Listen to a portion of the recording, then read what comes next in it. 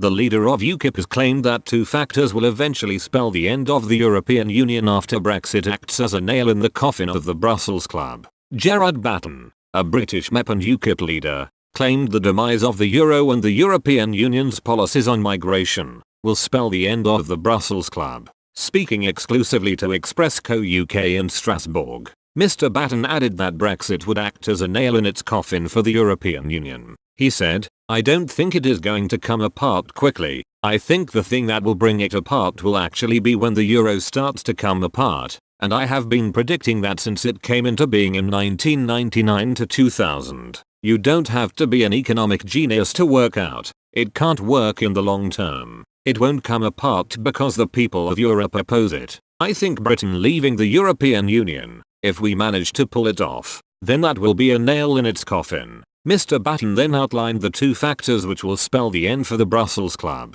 He added, "I think it will really start to come apart because of two factors really. The continued immigration crisis which the EU intends to actually make worse next year when we work on the UN Compact on Migration. At the end of the year, when they probably want to open up the borders even more. That will be one factor. The other factor will be when the euro starts to fall apart, and the austerity policies which are largely a result of countries like Greece and Italy's participation in the euro. So I think there are two factors that will pull it apart in the longer term." It comes following the President of the European Commission's State of the Union address in the European Parliament. During his speech, Jean-Claude Juncker claimed, "Unchecked nationalism is riddled with poison." He said, "I would like us to say no to unhealthy nationalism and yes to patriotism. The patriotism is twofold, European and national. In order to stand on its own 2 feet, Europe and nations must move forward by one. To love nations is to love Europe,